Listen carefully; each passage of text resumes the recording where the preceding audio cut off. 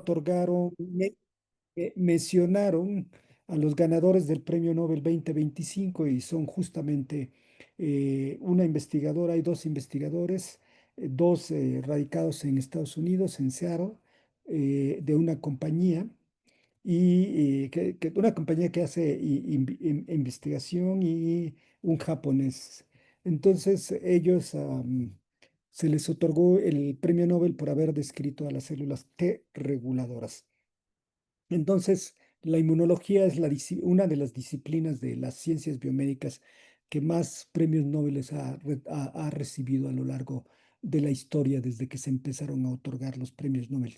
Se los digo esto para que tengan una idea de la importancia que tiene la respuesta inmune no solamente para los humanos, para diferentes especies el buen Iván, el buen tutor de ustedes, maestro de ustedes, le ha dedicado también buena parte de su vida al estudio de la inmunología de los peces, ¿sí? Es decir, el sistema inmune está conservado filogenéticamente y cumple esas funciones de eh, ser el mecanismo, como se define de manera global, ser el mecanismo de defensa, ser el mecanismo con que contamos los individuos, o los individuos entendiendo cualquier miembro de cualquier especie, para poder combatir y eliminar microorganismos patógenos, microorganismos que causan enfermedad, que le causan daño. Claro, ustedes mismos saben y me lo podrán decir porque si seguramente conocen o tienen algún familiar que presenta alguna alergia, dicen, bueno, pues ahí no es nada extraño porque el mecanismo de la respuesta inmune, podríamos decir que tiene dos extremos. El extremo que induce la inmunidad protectora que nos ayuda a combatir los microorganismos y tenemos un mecanismo al otro extremo, digamos, al lado negativo, la respuesta dañina. Y esta respuesta dañina puede ser contra un alergeno, que si bien es cierto, es un algo que está afuera, que está en el polen, que está en los pelos del gato, que está en el césped y que ingresan al organismo, pero causan una respuesta que se manifiesta como daño, como roncha, puede llegar incluso a que el individuo no pueda respirar y llegar a lo que conocemos como choque anafiláctico, y eso conlleva la muerte.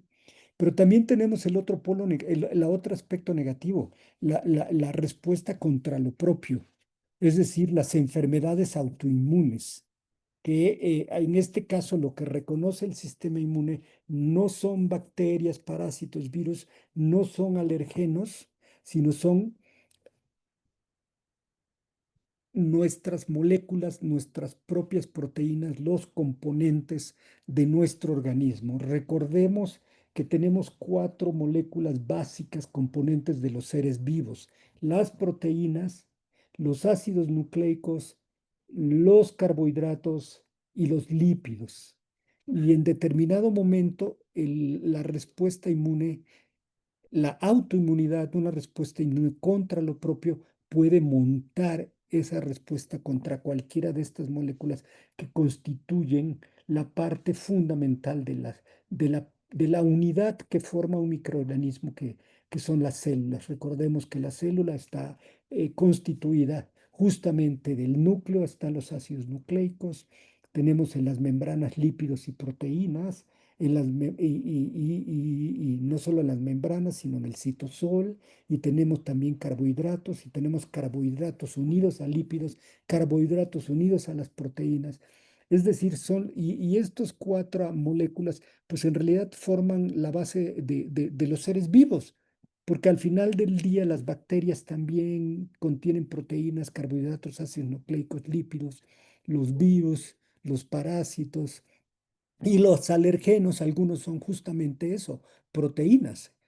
Entonces, el sistema inmune está capacitado y ha sido diseñado Perdón, justamente, Vianey, Vianey, sí, estamos todavía en la diapositiva.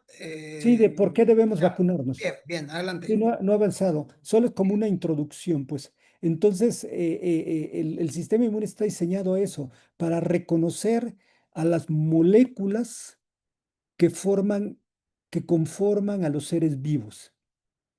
En el caso de en el caso cuando no es propio, le llamamos antígenos. Cuando son cosas, las moléculas son propias, le llamamos autoantígenos. Cuando nos causan la reacción alérgica, le llamamos alergenos. Y justamente el premio Nobel que se otorgó, el reconocimiento a los trabajos que iniciaron en el año 2000, eh, eh, son las células reguladoras que participan en evitar en buena medida que haya una autoinmunidad. Entonces, dicho esto como parte introductoria, como una introducción de para qué nos sirve el sistema inmune o por qué tenemos el sistema inmune, de una manera fácil podemos decir, nos sirve para distinguir lo propio de lo no propio. Es como una carnet de identidad, porque también participa en el rechazo de los injertos. Si un individuo necesita un riñón, un hígado, un pulmón, pues se monta una respuesta contra ese injerto que no es, que proviene de otro individuo. Afortunadamente existen fármacos que mantienen a la respuesta inmune apagada o en bajo nivel para que no se manifieste abruptamente y destruya a ese órgano que fue trasplantado.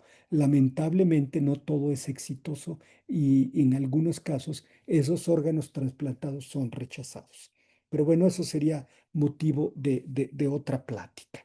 Entonces, lo que nos atañe el día de hoy eso es por qué debemos vacunarnos.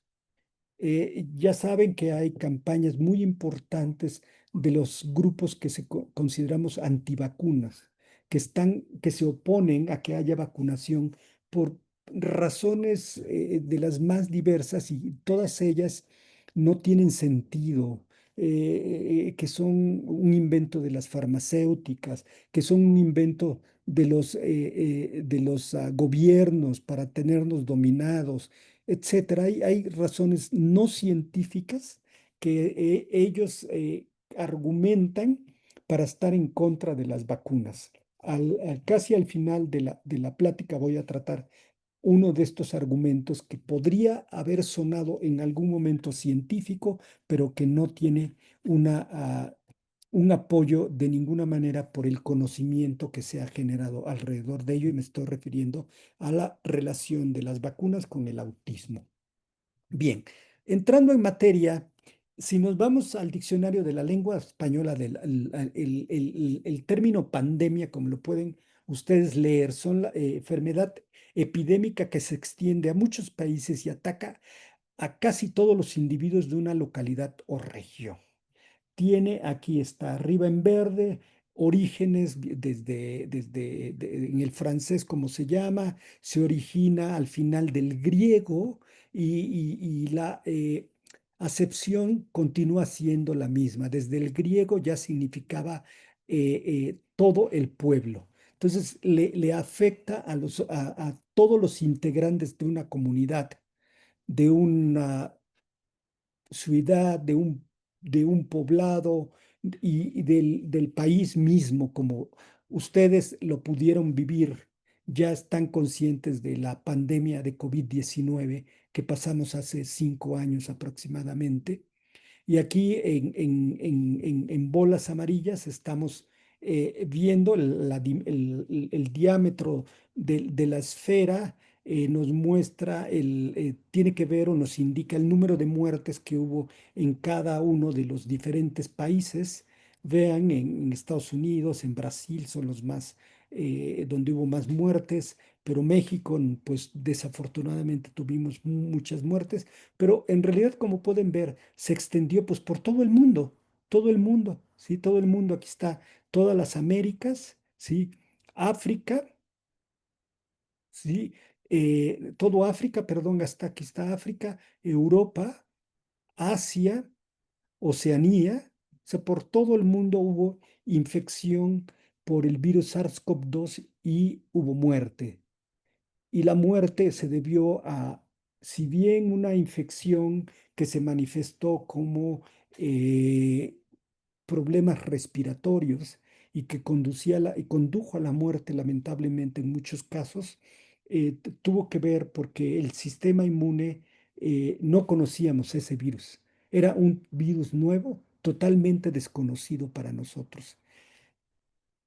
Vean, aquí está el número de muertos hasta septiembre del 2025, 7.112.195 muertes acá alrededor de todo el mundo. En México, hasta ese día son 335.000 muertes. O sea, imagínense, 335.000 muertes. Si les gusta el fútbol, es llenar como 3 veces o un poquito más o 3 veces y media el Estadio Azteca. ¿Ok? Am, no sé, no recuerdo en Tepic si hay fútbol o béisbol y hay estadio. Ajá.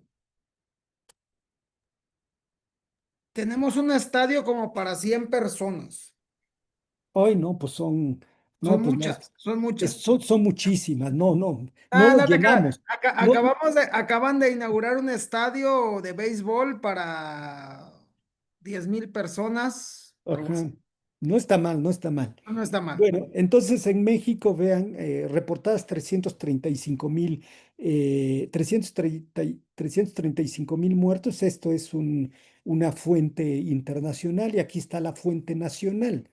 Esta fuente nacional son hasta el junio del 2023. Y esto es de la página del CONACYT que llevaba en aquel momento los datos. Vean, confirmados 7.633.355. eh, Negativo, sospechoso, esto es con base a la prueba de diagnóstico, la cual Iván montó allá en Nayarit, en Tepic, montó todo un laboratorio como es de su conocimiento acá, y se metió rápidamente a participar y a contribuir para el bienestar de la salud de la población. 334.336 difunciones, fíjate, de 2023 a 235.000. Esto era antes de que hubiera vacuna y personas recuperadas. O sea, como pueden ver, pues fue una pandemia, le dio a todo el mundo muchas muertes en todo el mundo y todo porque no teníamos una respuesta inmune, no conocía, nuestro sistema inmune no conocía ese virus. Entonces vamos a hacer primero varios bosquejos históricos, este primer antecedente remoto que tiene que ver con la pandemia. Vean, las pandemias que más han afectado a lo largo de la historia de la humanidad y que están documentadas por historiadores, etcétera, tenemos a la peste negra con 200 millones de muertes entre 1347 y 1351. La viruela, 56 millones de muertes allá por 1520, justamente cuando llegaron los españoles. Recuerden que Cortés llegó en 1519 y conquistó la Gran Tenochtitlán o llegó a la Gran Tenochtitlán en 1521. La gripa española, es decir, influenza, de 40 a 50 millones entre 1918 y 1919, Primera Guerra Mundial. En ese momento también estaba con todo el virus de la influenza, la plaga de Justiniano, de entre 350 millones de muertos en 541 y 542. Eso sí que fue mm, hace un montón de años. Fíjese, 545, apenas 5 siglos de que empezábamos a contar de Jesucristo para acá.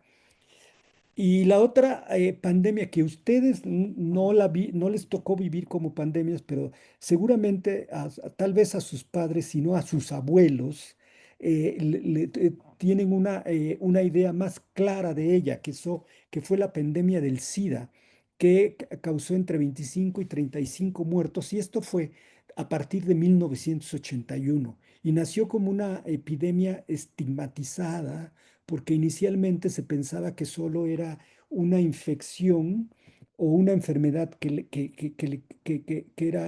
le afectaba únicamente a las personas que tienen, a los varones que tienen preferencia por su propio sexo, es decir, a los homosexuales, como les queríamos llamar ahora, ¿sí? O como anteriormente o ahora se les dice los que varones que tienen sexo como varones. Y inicialmente así fue y nació con ese estigma. ¿Sí? Por fortuna rápido desapareció, por fortuna se pudo saber que era causada por un virus y que no tenía nada que ver ligado a las preferencias sexuales. Y bueno, como pueden ustedes ver aquí en esta tabla, hay diversas pandemias que han sido documentadas a lo largo de la historia de la humanidad. Pero vean aspectos importantes. Tucídides, un historiador del 530 antes de Cristo, ¿qué describe él? Por lo general, sin embargo, no había una causa aparente de las muertes o de las enfermedades, pero personas con buena salud eran repentinamente atacados por violentos calores en la cabeza y enrojecimiento e inflamación de los ojos. Las partes internas como la garganta y la lengua se volvían sangrientas y emitían alientos antinaturales y fétidos. Esto nos huele a una infección, pero estamos hablando de 430 antes de Cristo. Eso fue sin duda una infección. Estos síntomas fueron seguidos de estornudos y ronqueras, pues de una infección viral como el COVID, tras lo cual el dolor pronto llegó al pecho y produjo tos, parecido al COVID, parecido a la influenza. Al fijarse en el estómago lo trastornó y se produjeron descargas biliares de todo tipo. Entonces, vómitos, según los médicos, acompañados de un malestar intenso. Eh, Visto desde nuestra actualidad, Tucídides está describiendo una infección probablemente viral en aquellos días de la guerra del Peloponeso, porque lo que está describiendo Tucídides es lo que pasó en los momentos de la guerra del Peloponeso. Y vean este punto sensacional. Sin embargo, era con quienes se había recuperado de la enfermedad, con quienes los enfermos y moribundos sentían mayor compasión. Estos sabían lo que era por experiencia propia y no temían por sí mismo, pues el mismo hombre nunca era atacado dos veces, al menos nunca fatalmente. O sea, como lo sabemos actualmente, una infección de este tipo, de orden viral, ocasionado por un virus, en la mayoría de los casos hay infección, los que mueren, pues desafortunadamente mueren, pero los que viven y se recuperan de la infección quedan protegidos. Se monta una inmunidad protectora, como dice aquí, claro, en aquel momento pues no existía la ciencia como inmunología como ciencia. Apenas ya existía la medicina, pero no como la conocemos ahora. Vean, el historiador Procopio de Cesarea describió que durante la plaga de Justiniano, la que vimos allá atrás, quienes se recobraban de la enfermedad no padecían un segundo ataque. La misma evidencia, la misma evidencia, la infección causa inmunidad o provee inmunidad. Peste negra, que es la que más vimos, 200 millones, la más mortífera documentada en la historia de la humanidad, ¿sí? Se estima que, como dice ahí, murieron el 50% de los europeos. Ahora sabemos que se fue causado por una bacteria, la Yersinia pestis. Esto es lo más eh, probable, pues. Y la bacteria, a su vez, por estudios recientes, sabemos que los individuos que se recuperaron de la infección, hubo cambios en genes que tienen que ver en la respuesta inmune. Aquí ya les estoy hablando, este enunciado ya proviene de estudios publicados hace un par de años. ¿Cómo se lograron? Se regularon, por fortuna, los europeos, los ingleses son muy estructurados, entonces tienen identificados los cementerios y tienen identificados los individuos que fueron enterrados ahí a raíz de la peste negra. Entonces se recuperaron cadáveres, se obtuvo DNA de esos cadáveres y se eh, obtuvo DNA de cadáveres de cementerios nórdicos, Dinamarca, Noruega, que no tuvieron peste negra. Y entonces, comparando los DNAs que se pudieron obtener de individuos que murieron por peste negra y de los donde no hubo peste negra, se pudo establecer los cambios en algunos genes de la respuesta inmune y se puede ver cómo el individuo sufrió esa presión selectiva, como le llaman los biólogos, es decir, se tuvo que adaptar para controlar esta bacteria tan letal. Fantástico, ¿no? Bien, esta es la mejor evidencia documentada que tiene que ver con la respuesta inmune y protectora e inmunidad protectora. Aquí están estas islas, las islas Faroe, este pequeño archipiélago entre el Atlántico e Islandia, ¿sí?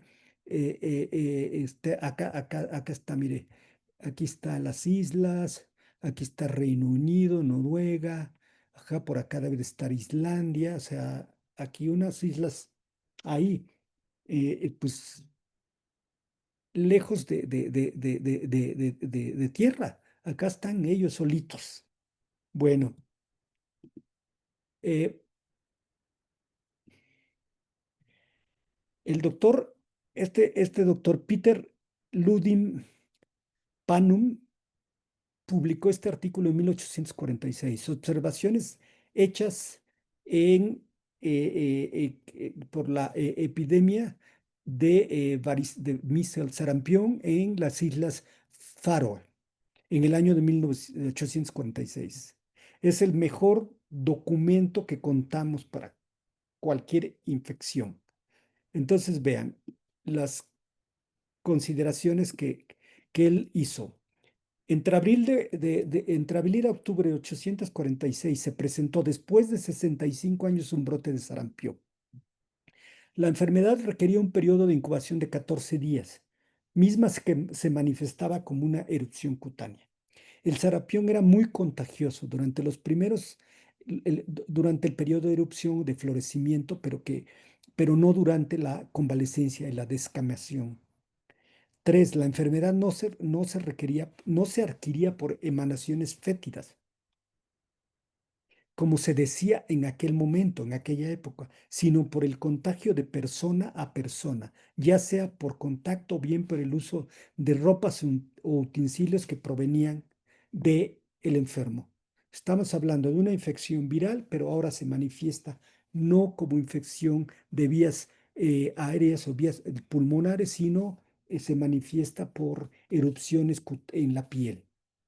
Y vean, se contagia de individuo a individuo o porque usemos la cuchara sin lavarla, desde luego, o ropa de un individuo enfermo. O sea, se plantea con toda claridad el contagio de, de esta manera. No es un contagio que viene por de la nada, que no está dado por un maleficio, ni mucho menos. Cinco, el sarampión no, y acá está lo importante, el sarampión no ataca dos veces a la misma persona.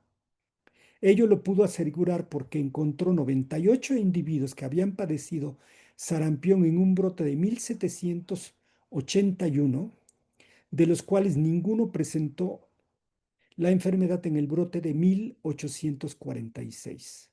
O sea, vean cómo maravilloso. A partir de los puntos anteriores, pudo concluir que la primera infección fue capaz de mantener protegidos a los 98 individuos analizados.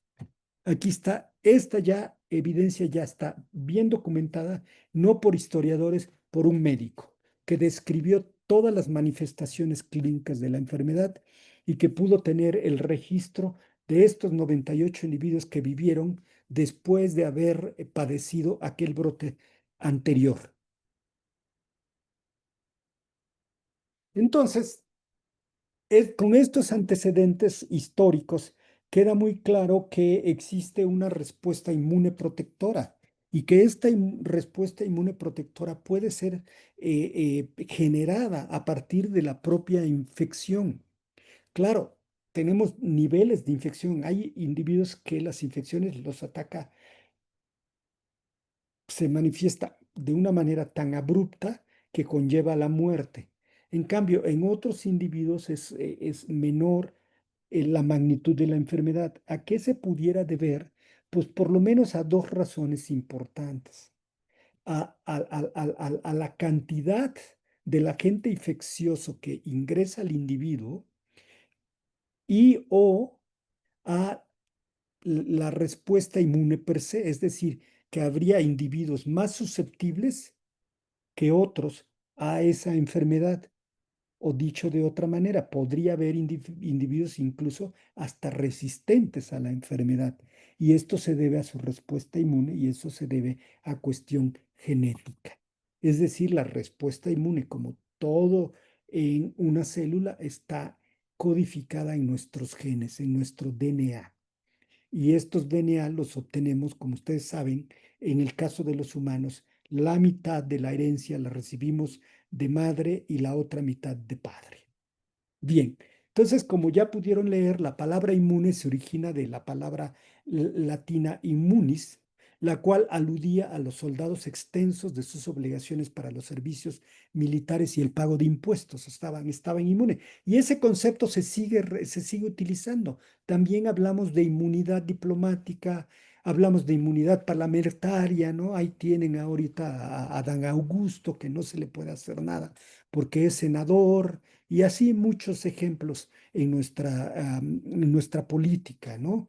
Sí, y como pueden leer, de acuerdo al Atlas Histórico de Inmunología, en 1879 se citó por primera vez el término inmunidad en la literatura inglesa para referirse al estado libre de infección o resistencia a algún veneno, a algún contagio, a alguna enfermedad infecciosa. ¿Sí? Y ahí nace ese concepto de estar libre de poder poseer la manera de que el individuo posee la forma de evitar enfermarse y si no se evita la enfermedad, al menos sí se evita la muerte. Y bueno, chicos, las vacunas, sin lugar a dudas, es la mayor conquista de la medicina contemporánea. Y voy a tratar de convencerlos de que eso una verdad.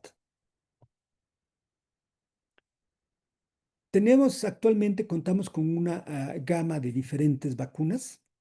Varias de ellas se administran en la niñez, como la BCG, como la Saving, ¿sí? Que es justamente para la pielomelitis, la DPT, difteria, tétanos, sarampión, influenza, etcétera. Hay varias vacunas, lo vamos a ver más adelante, que se nos aplican en la niñez, aunque actualmente no solamente en la niñez es importante vacunar, en otras edades del individuo es importante vacunar.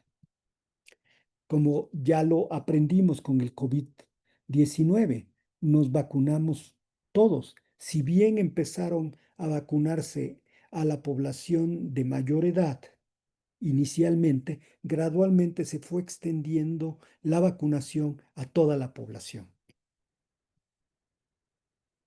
Y ahora vamos a hacer el otro repaso histórico, los antecedentes remotos de la vacunación. Los antecedentes remotos de la vacunación los encontramos en textos chinos muy antiguos, en cánones sacros del hinduismo, y los chinos usaban las costras de la viruela, otra de las pandemias que vimos, las pulverizaban y las inhalaban, ¿no? como ahora está de moda la raya, pues la raya de coca, ¿no? Pero en estas las usaban para protegerse.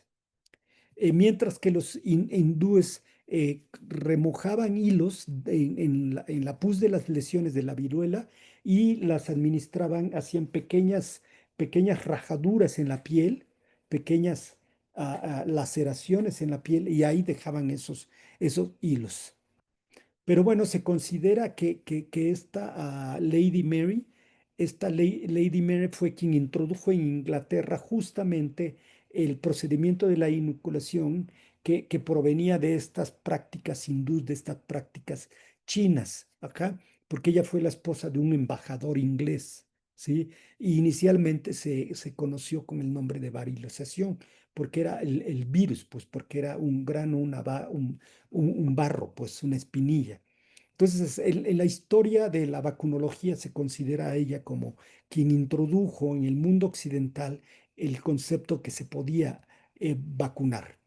Pero históricamente fue el Edward Jenner a quien se considera que fue el quien vacunó por primera vez.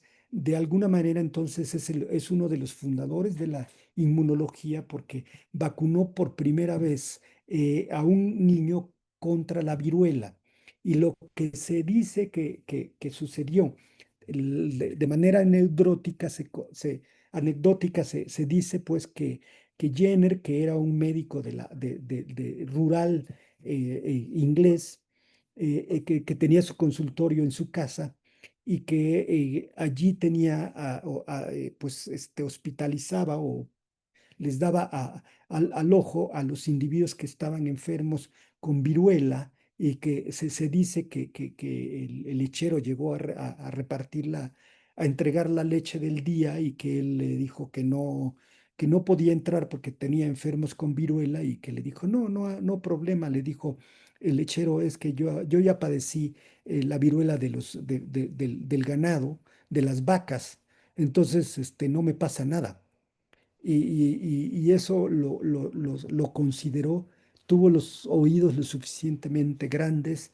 los ojos bien abiertos, Jenner, y hizo su primera vacunación justamente empleando el virus de la viruela de la vaca, es decir, recuperó a partir de las pústulas de la vaca que también padecía viruela al virus o a la muestra que utilizó para vacunar en 1796 al niño Jane Phillips de 8 eh, años de edad, como pueden ver ahí, tomado de las pústulas de la ordeñadora que sufría justamente de la viruela del ganado, ¿sí? Lo inoculó en los brazos y el niño pues no presentó la enfermedad y él presentó sus datos en la Academia de Medicina en Inglaterra y a partir de ahí en 1840, como lo pueden leer, el gobierno adoptó de Inglaterra la manera de vacunar de Jenner. Por lo tanto, lo consideramos el fundador de la vacunación contemporánea. ¿Sí?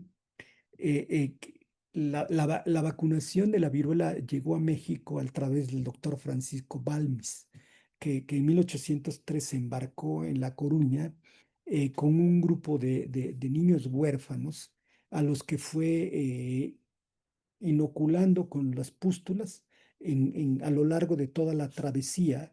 Y como pueden leerlo ahí, llegó a las Islas Canarias, a Colombia, Ecuador, Perú, a México, Filipinas, etcétera. Fue la primera campaña internacional masiva de vacunación.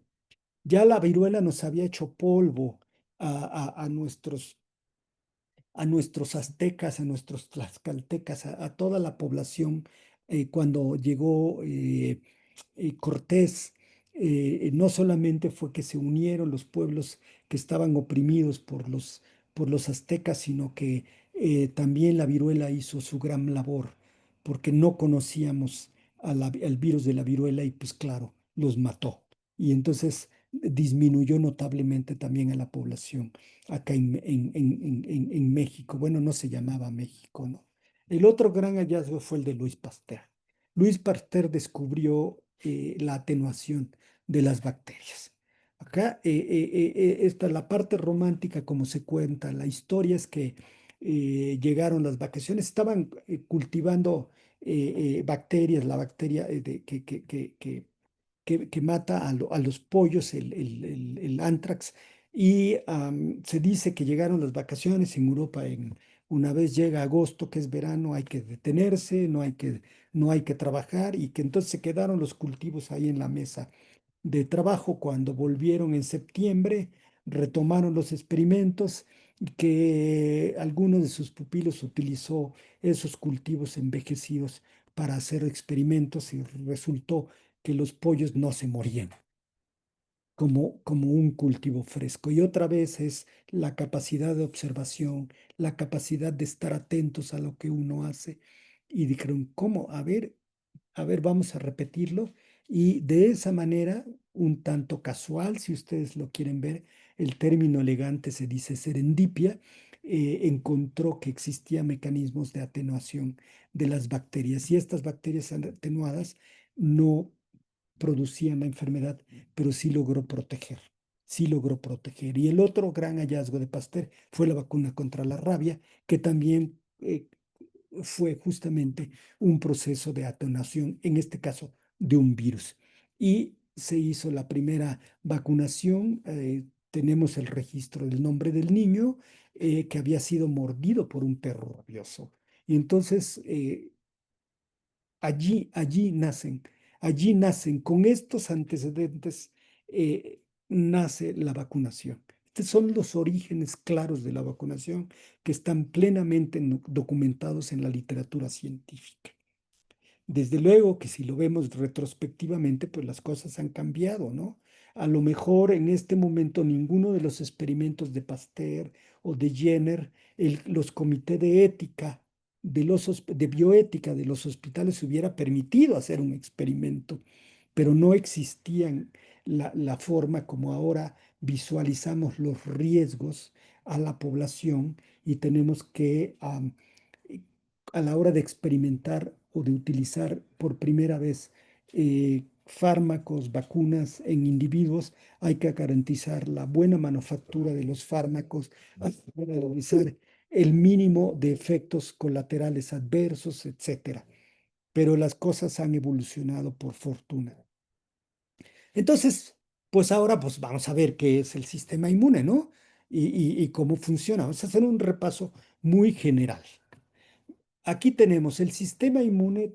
Podemos ver dos tipos de respuesta, una respuesta rápida y una respuesta lenta. La respuesta rápida está dada por lo que conocemos como la inmunidad innata, y la respuesta lenta está dada por lo que conocemos como unidad y como la inmunidad adaptativa.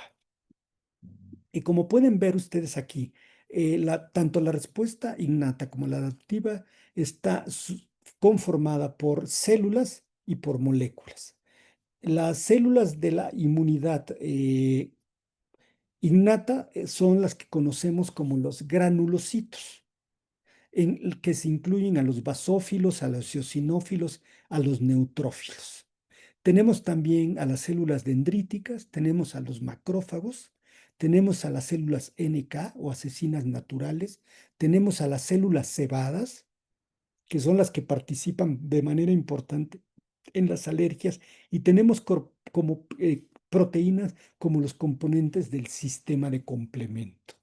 Estos son los elementos importantes para montar una respuesta rápida. Una vez entra el microorganismo, toda esta batería de células va a participar, no importa por dónde ingrese el bicho, se va a montar una respuesta, ya sea que ingrese por vías aéreas, ya sea que ingrese por la piel, a, por donde ingrese, o por la sangre, o por la boca, por los alimentos. O sea, se monta la respuesta, y estas células son los que participan.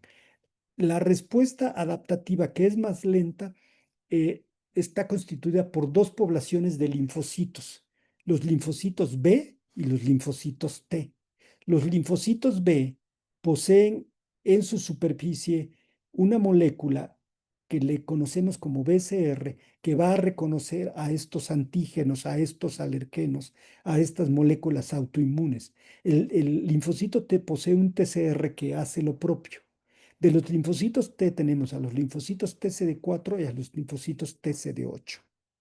Y en intermedio a un grupo de células que pueden parecer de la respuesta innata, pero que también tienen características de respuesta adaptativa. Son las células gamma delta T y son las células NKT, es decir, células naturales killer, pero que son linfocitos T, es decir, poseen un receptor para el antígeno de T en ambos casos. Y con estos elementos, con los anticuerpos, con las células CD4, con las células CD8, con las dalma deltas, con las NKs, con todos los componentes de la innata, es que el individuo va a ser capaz de eliminar un bicho infeccioso y va a ser capaz de generar una respuesta inmune protectora y con esto nos va a proteger de subsecuentes encuentros con el mismo bicho. La inmunidad protectora es contra el mismo bicho que ingresó por primera vez y disparó esa respuesta inmune. Y la respuesta inmune tiene también órganos. La médula ósea y el timo los conocemos como órganos linfoides primarios, porque en la médula ósea se genera en toda la población de estas células que acabamos de ver. De aquí salen de la médula ósea a poblar los ganglios linfáticos que están a lo largo de todo el individuo y que allí van a residir para montar esa respuesta inmune. Las células, en el timo, los linfocitos, los precursores de los linfocitos T, es decir, todavía no se han comprometido a los linfocitos T, pero son precursores linfoides, es decir, ya tienen un destino linfoidea de ser linfocitos, viajan a través del sistema linfático que está aquí en verdecito, llegan al timo y en el timo son educados, reciben su entrenamiento para volverse TCD4 y TCD8. Ahí también les dicen, tú que eres, si ahí en el timo alguno de estos reconoce algo, alguna molécula propia, se elimina. Y a eso le conocemos tolerancia central. Los elimina y solo egresan a poblar el vaso. Es un órgano linfoide secundario. Todas las mucosas, los pulmones, la piel, ajá, el tracto reproductor, todo va a estar poblado por linfocitos T, por linfocitos B y van a estar residiendo en los ganglios linfáticos. Y entonces aquí tenemos nuevamente la respuesta innata se monta en horas y ya vimos los componentes, las NK, las células cebadas, los basófilos, los eosinófilos. Va a intermediar con la respuesta inmune adaptativa los macrófagos y las células dendríticas. Y esto lleva un tiempecito. Y esto estas células van a hacer lo que mencionó Iván cuando me presentó la presentación de antígeno a los linfocitos T. Y los linfocitos T que reconocen estos antígenos van a liberar moléculas, van a vomitarlas, las van a excretar al medio extracelular que se llaman citocinas. Y los linfocitos B anticuerpos. Pero esto requiere de días, no es en horas como la adaptativa. Si entra aquí el bicho o el antígeno por primera vez, vean cómo en cuestión de días, estos son días, 1, 2, 3, 4, 5, 6 días, vamos a tener 6, 7 días, una respuesta de anticuerpos que la llamamos primaria, que va a estar compuesta por un anticuerpo que se llama IgM y por otro anticuerpo que se llama IgG. Si por segunda vez viene el antígeno o el bicho, entonces vean ahora, la respuesta es varias veces superior. Y esto es la ventaja. ¿Por qué? Porque en este primer encuentro se genera una memoria inmunológica que ahora va a responder muy rápido. Vean ahora, es muy rápida la respuesta y la magnitud de la respuesta de tipo IgG es muchas veces más grande que la primera vez y la de respuesta IgM es más o menos semejante. ¿Y qué pasa? Pues que los linfocitos B, alguna parte de ellos, vean, aquí está el linfocito B naif, el que no ha reconocido el antígeno, ya que lo reconoce en el término de la inmunología llamamos se activa, prolifera, se convierten en células plasmáticas productoras de los anticuerpos. Esta es la IgM, esta es la IgG, y se generan células plasmáticas de larga vida que se van de regreso a la médula ósea y se generan linfocitos de memoria, de tal manera que estos linfocitos de memoria, cuando ven por segunda vez a este antígeno, van a proliferar de manera más abundante, se va a generar una mayor cantidad de anticuerpos, se van a generar más células de memoria, y se van a generar más células plasmáticas de larga vida. Y con este repertorio es con lo que el individuo va a mantener esa respuesta inmune protectora para cuando se vuelva a presentar el bicho. En cambio, los linfocitos T, tenemos el linfocito CD8 que es citotóxico y el linfocito T que le llamamos cooperador. Y estos necesitan reconocer el antígeno, pero cuando una célula dendrítica o un macrófago les presenta fragmentos, solo reconocen fragmentos de estos, de estos virus o bacterias que infectan a las células dendríticas o a los macrófagos. Y solo a través de eso van, igual que los linfocitos B, a proliferar, a expandirse. Y entonces los linfocitos CD4 producen lo que llamamos citocinas. Una de estas citocinas es el interferón gamma, que tiene que ver con los mecanismos de defensa contra bichos intracelulares, contra la respuesta contra los tumores, pero también, lamentablemente, en la autoinmunidad. Alguna otra que se conoce como, como 23 y que va a producir, va a conllevar a que haya IL-17 y tiene efectos en autoinmunidad, tiene efectos también en la respuesta tumoral. O esta otro que es el factor, el T growth factor, el factor transformate beta, que tiene que ver con suprimir la respuesta. O la IL-4, la citocina IL-4, que tiene que ver con la respuesta de anticuerpos. Entonces, como pueden ver, la respuesta inmune, no, ningún elemento va solo, es un conjunto y van actuando de manera coordinada. Y el linfocito CD8 es una célula que causa muerte, causa agujeros. Cuando está aquí la célula infectada, viene el linfocito CD8, lo reconoce, le, le, le, le provee o le vomita moléculas que forman poros sobre la célula infectada y se va a lisar. Vean, aquí tenemos a un linfocito, a una célula tumoral y aquí está un linfocito citotóxico después de que ya le hizo los hoyos. Este tumor ya va a ser eliminado. También puede ser una célula infectada por un virus. Pasa exactamente lo mismo. Y también va a haber de estos mismos linfocitos, tanto CD4 como CD8, generación de células, de diversas células de memoria. Entonces se genera una batería de células de memoria, cada una de ellas van a cumplir funciones bien específicas. Entonces, si nosotros vemos de manera integral lo que pasaría de la respuesta innata adaptativa ante una respuesta contra un virus como el COVID-19 que acabamos de pasar, ¿sí? Vamos a empezar que aquí la respuesta innata inicialmente está dada por citocinas que conocemos como interferón alfa e interferón beta. Estas están producidas tanto por células de la respuesta inmune como por otro tipo de células del organismo. Y vean, esto es muy inmediato. 2 días después de que se ingresa el virus de la infección, hay una buena respuesta de interferones que ayuda a eliminar los virus. Después vienen las células de la innata, la NK, de manera importante produciendo interferones también, tanto alfa, beta y principalmente interferón gamma. y vean cómo va, los títulos virales van aumentando, van aumentando. Al día 5 es el título viral más alto. Si algunos de ustedes han padecido COVID, saben que justamente cuando los mandan a hacer la prueba de COVID es a los días 3 5 que tienen la sintomatología.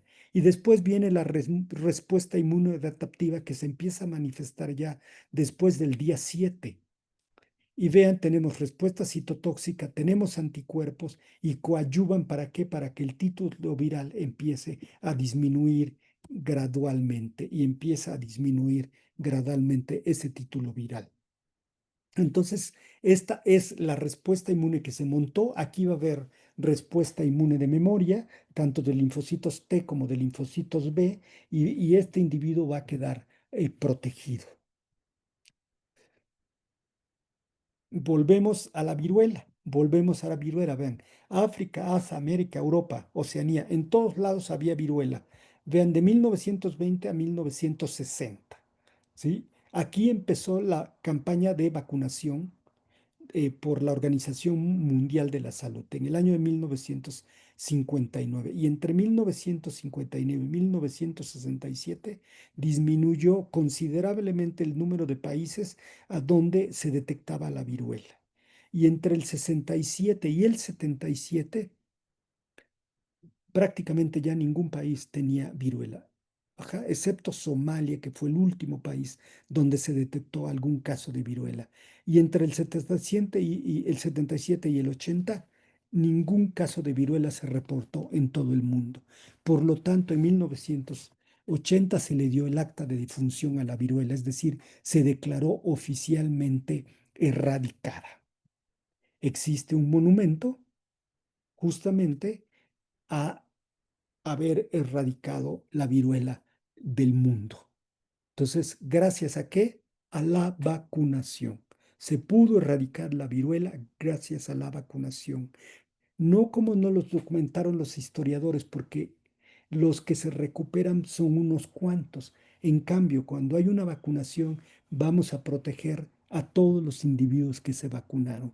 Y ahí hay una diferencia abismal entre el número de individuos vacunados y aquellos que pueden sobrevivir a las infecciones mortales. Ahora, los antivacunas siempre han existido. Esta es una caricatura que justamente vino después de que Jenner vacunó al niño aquel con el virus de la viruela de las vacas.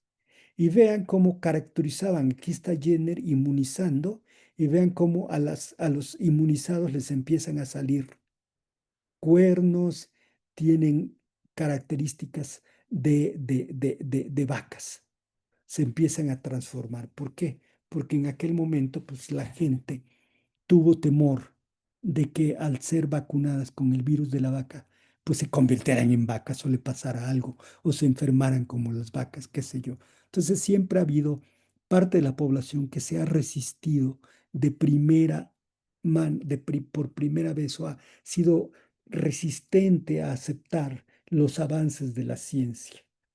O sea, siempre, siempre.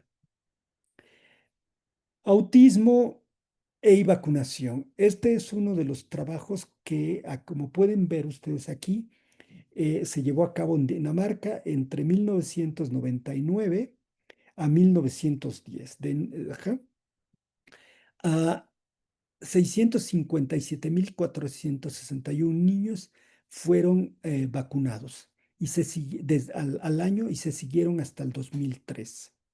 Y el estudio muestra que no existe un incremento en el riesgo de padecer autismo dado por la vacunación. O sea, el número de niños autistas de esta corte, que al comparar los que recibieron vacunas de los que no fueron vacunados, o no aumentó, o dicho de otra manera, la frecuencia de autismo en la población infantil que fue vacunada, fue semejante a la frecuencia del autismo que nace ahí en Dinamarca. Entonces no hay riesgos de que la vacunación cause el autismo. Y este es solo uno de ellos, hay muchos más. Ajá. Pero bueno, no estamos libres. En 2019 se reportó que en Filipinas volvía a resurgir la poliomielitis. Entonces, pues fue un motivo de emergencia por la Organización Mundial de la Salud. O sea, no hay que dejar de vacunar, no hay que vacunar, ¿sí? Y aquí en México, seguramente ustedes están informados, estos son los números de casos de sarampión. El sarampión empezó a reaparecer en México. El estado a donde mayor número de casos presenta es el Chihuahua, con 2.400 casos, ¿ok? De todos los casos, pero se han detectado en Baja California, en Campeche, en Michoacán, etcétera. Aquí están todos los estados confirmados en este 2025 y las edades de los individuos. Vean, no solamente es en niños, sino en individuos adultos también se ha presentado la enfermedad, lo que quiere decir que no fueron vacunados en su momento y no han recibido ningún refuerzo de vacunación contra la poliomielitis. Y la enfermedad es una enfermedad que se puede prevenir justamente con la vacunación. Está muy documentado. Son de las primeras vacunas que se utilizaron para proteger a la vacunación. Ajá. Y bueno, como ustedes lo saben, seguramente ustedes tienen su cartilla de vacunación. Tenemos una cartilla de vacunación que incluye vacunas que para el recién nacidos como la BCG, para la tuberculosis, para la hepatitis, otras que se tienen que ir aplicando conforme el niño va creciendo, o sea, a menores de un año, a los 18 meses, 4, 5, 6, y va ampliándose el panorama de vacunación, neumococo, rotavirus, influenza, etcétera, ¿sí?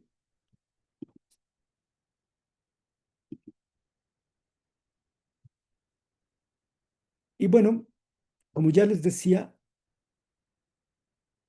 hay vacunaciones que vimos en la cartulla de 0 a los 9 años, pero hay vacunaciones para jóvenes como ustedes, entre 16 y 19 años. Se pueden vacunar contra la hepatitis, se pueden vacunar contra el sarampión, rubiola, paperas, contra los meningococos, contra el dengue, contra varias enfermedades infecciosas.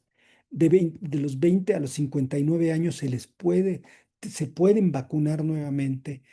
Importantemente, las personas mayores de 60 años es fundamental que se vacunen, especialmente contra los neumococos, contra influenza, contra COVID.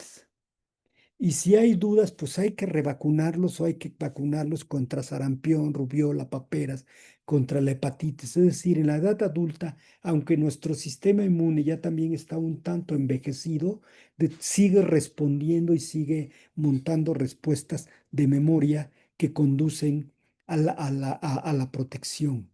Y también se puede vacunar en el embarazo. Está bien documentado que no pasa nada, que las mujeres embarazadas pueden recibir la bacteria, contra el tétanos, contra la influenza, contra el COVID, contra el sincicial respiratorio, pero bueno, aquí en México todavía no se aplica la vacuna contra el sincicial respiratorio. Y bueno, estos son los estimados mundiales de cuántos millones de vidas se han salvado por haber vacunado en la niñez entre el 74 y el 2024. 154 millones de niños vacunados contra el tétano, sarampión, tuberculosis, estreptococo, la polio, la fiebre amarilla, la hepatitis, la rubiola, etcétera. Contra esta cantidad de vacunas con las que contamos que se ha demostrado que son eficaces. Y bueno, hay diez niñas aquí en la audiencia y niños también, porque esta vacuna no solamente es para las mujeres, que es la vacuna contra el HPV, contra el virus de papiloma humano. Protege contra aquellos virus de papiloma humano causantes de verrugas genitales, y estas verrugas genitales se pueden convertir en el cáncer de cuello uterino, de pene, de ano, de garganta. y se pueden vacunar aquellas, hay que vacunarlos antes o durante la vida sexual activa, o sea, se puede empezar entre 9 y 14 años la vacunación, ¿sí? Pero se puede continuar vacunando a jóvenes, vean, aquí dice, no importa, hasta los 26 años o incluso mayores. Comercialmente se le conoce como Gardasil. Son 2 dosis y es muy importante porque elimina el virus del papiloma, induce inmunidad protectora contra el virus del papiloma y este virus del papiloma es causante de estos tumores, del tumor del cérvix, del tumor de pene, que no es tan frecuente, pero se presenta. En el ano también hay tumores, en la garganta también hay tumores, de este que provienen porque el virus del papiloma humano, 2 genes de ellos se insertan en el genoma humano y son los responsables de que las células se vuelvan tumorales. Y esta vacuna es eficaz, está demostrado ya que sí es eficaz, así que chicos y chicas, por favor, vacúnense. Por favor, vacúnense. Y bueno, con esto termino. Si hay preguntas, comentarios, con gusto. Gracias, Vianey. Por allá, pásale para acá. Acá, pásale por acá. Ahorita, por acá hay una pregunta, Vianey. Sí, adelante. Ahí viene corriendo. Vénganse para acá para que los vean. A ver, ¿Dónde están? ¿Dónde están? ahí viene, Nacho. A ver, preséntemelos. A ver, espérate, se va a encandilar. ¿Sabes No qué? se guardan el rebozo, ¿Sabes qué es el déjenme verbo? verlos. ¿Habías escuchado el verbo encandilar? Encandilar, sí, claro, Bueno, claro. es un verbo nayarita. Ujú, ujú. A ver, adelante, acá. Adelante. ¿Quién eres? Soy Beatriz. ¿Quién? Beatriz, sí, sí, sí, sí. Beatriz, sí, Beatriz, te puedo ver perfectamente. Adelante con tu pregunta, Beatriz. Pregunta. ¿Existen vacunas como de áreas de trabajo? Es decir, que dependiendo del área de trabajo de alguien se pueden presentar diferentes riesgos. O sea, por ejemplo, como algún herrero es más propenso a desarrollar tétano o algún veterinario rabia. O sea, existen como que algunas recomendaciones de vacunas dependiendo del área de Sí, trabajo. por supuesto, hay que vacunarlos contra tétanos. Desde luego, al herrero hay que vacunarlos contra el tétano porque trabaja con hierros, fierros ahí que están oxidados o que estuvieron enterrados en la tierra, etcétera, etcétera. Desde luego, la recomendación es vacunarlos. Y si se vacunó una vez y tiene tiempo que se vacunó, pues hay que darle lo que le llamamos un refuerzo, que se vuelva a vacunar. ¿Aquí en otro que otro de riesgo me decías? Aparte de los herreros. Por ejemplo, con los veterinarios como la rabia o cosas así. Ajá, sí, claro, claro, por supuesto. Fíjense, voy a, Sí, voy a, voy a hacer, todo. voy a hacer un comentario, Beney. Hace, Adelante, Iván. hace aproximadamente un mes llevé un perro a un veterinario que me pareció bastante profesional el veterinario, porque me dijo, mira, el perro no sabes de dónde viene, ¿cierto? No, pues no, era un perro casi callejero. Casi callejero, sí. Entonces me dijo, lo primero, por cuestiones de salud pública, lo voy a vacunar contra la rabia. Y en 15 días lo traes para vacunarlo de enfermedades propias del perro. Claro, Ese acto del veterinario me excelente, pareció bastante profesional de su parte. excelente, excelente. Sí, sí, sí, sí, Beatriz. Entonces, conforme a los riesgos de profesión, de hecho, ahora en la pandemia de COVID, los primeros grupos que se vacunaron fueron los de alto riesgo, es decir, a los trabajadores de la salud, médicos, enfermeras y todo el personal de salud que estaba atendiendo a los enfermos graves y a los enfermos de COVID. Estaban en primera línea para ser vacunados. ¿Sí? No vamos a entrar en cosas de politiquería, pero estaban ahí eh, en la fila para vacunarse inmediatamente. Acá hay otra pregunta, bien. Sí, adelante. Hola. Hola, ¿quién eres? Me llamo Osvaldo. Hola Osvaldo, Bueno, yo tenía una pregunta. ¿El cuerpo humano cómo ¿la tenías sabe? o la tienes? La tengo. Ok, ¿El cuerpo humano cómo es que reconoce que está aplicando? O sea, ¿hay alguna célula en específico que se encargue de diferenciarlas? que reconoce cómo dije, Que reconoce el tipo de vacuna que, por ejemplo, pues, o sea, yo sé que cada vacuna es diferente para diferente sí, claro, patógeno, pero claro. ¿hay alguna célula que se encargue de hacer la diferenciación? Fíjate que esto es la maravilla de la respuesta inmune. Las células de la respuesta innata reconocen todo. Tienen moléculas que les llamamos receptores que reconocen lo que le llamamos patrones moleculares. Estos patrones moleculares son componentes que están presentes tanto en bacterias o virus o parásitos y por eso empieza a echarse a andar la respuesta inmune. Y los linfocitos, que son más, que vienen más tardíamente, lo hacen a través de lo que llamé BCR y TCR. Tienen esos receptores muy específicos, pero madre naturaleza fue tan sabia que tenemos un repertorio de linfocitos tan amplio y tan vasto que somos capaces de responder prácticamente contra cualquier antígeno, no importa el origen. Los trabajos más remotos se datan a un investigador llamado Lasteiner, que él estudió la respuesta inmune contra una molécula que no forma parte del del sistema vivo, que es el de nitrobenceno, y demostró que si esa molécula que es pequeñita la unía a una proteína y esta utilizaba esta proteína que llevaba acarreando al dinitrobenceno, el, el individuo inmunizado generaba una respuesta de anticuerpos específicamente contra el dinitrobenceno, no solamente contra la proteína, también contra el dinitrobenceno. Y entonces ahí fue una de las evidencias claras que el sistema inmune puede responder incluso contra cosas que no están formando parte de los seres vivos. Ahora, si lo vemos desde el punto de vista químico, el de nitrobenceno se parece a un aminoácido que se llama tirosina. Tienen cierto parecido. Ajá.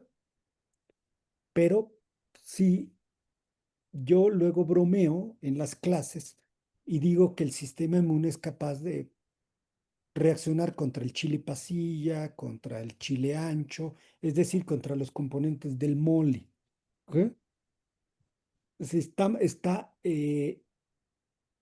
La gama de estos receptores es tan amplia que lo logra. No quiere decir que no pueda existir alguno que no lo reconozca, pero eso es muy difícil de documentar.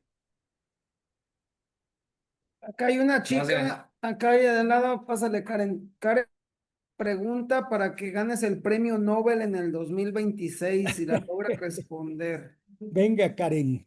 Sí me escucho. Sí, te escucho, Karen. ¿Por qué se desarrolla la autoinmunidad? ¿Por qué se desarrolla la autoinmunidad? Mira, Karen, una respuesta clara y contundente aún no la tenemos. Tenemos factores desencadenantes y asociados contra Es tu oportunidad para ganar el Nobel. el Nobel por la autoinmunidad. Algunos de estos factores asociados, por ejemplo, son virus. Se ha asociado que después de algunas infecciones virales se manifiestan ciertas autoinmunidades. Por ejemplo, diabetes tipo 1 es una autoinmunidad que las células del sistema inmune atacan el páncreas del individuo y destruye las células beta pancreáticas. Y entonces deja de producir insulina. Por eso se le llama diabetes, porque no hay insulina y los niveles de glucosa se aumentan, pero no tiene nada que ver con la diabetes tipo 2, que es la que parece la mayoría de la población. Esta es una autoinmunidad. Y en ese caso hay un par de virus, entre ellos el citomegalovirus, lo han asociado con esta eh, aparición de la autoinmunidad. En el caso de algunos cánceres de piel, la luz ultravioleta está asociada con manifestar melanomas, o en este caso no es autoinmunidad, es cáncer de piel. Algunas infecciones bacterianas, por ejemplo, unas Escherichia colis, que algunas de ellas son inocuas, que forman parte de la microbiota del intestino grueso, pero tenemos Escherichia colis patogénicas que causan enfermedad y algunas residen en vías urinarias y las llamamos uropatogénicas. Algunas de estas cepas uropatogénicas están asociadas con una autoinmunidad que ataca el hígado. Y no solo eso, sino hemos podido identificar lo que se llama mimetismo molecular, es decir, proteínas de la bacteria o de los virus que se parecen a los autoantígenos. Por eso está la asociación.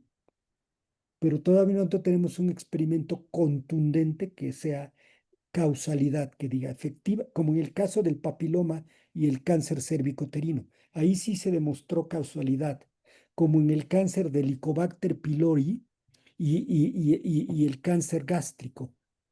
Ahí los investigadores se tomaron el papiloma, el Helicobacter pylori, para probar categóricamente que causaba gastritis y que esa gastritis se podía convertir eventualmente en un tumor. En el caso de lupus, en el caso de artritis reumatoide, pasa exacta lo mismo. En artritis reumatoide, algunas cepas de salmonela están asociadas con la aparición de la artritis. Pero te digo, todos son asociaciones. Una cosa es la asociación y otra cosa es la causalidad. Digamos, para responderle a Karen, que cada enfermedad autoinmune es un caso especial Es y caso puede tener diferente. Exacto. diferentes factores, ¿no? Factores que No hay pudieran desencadenarla. no hay una sola No hay razón una sola, para explicar. exactamente, exactamente.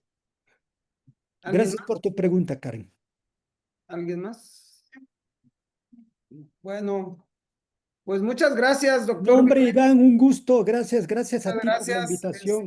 Te Un vamos a gustazo te vamos a estar hacer a contigo, llegar la constancia correspondiente. saludarte y estar con los chicos. Nos Muy vemos buena pronto. noche, un abrazo. Saludos, saludos. Adiós.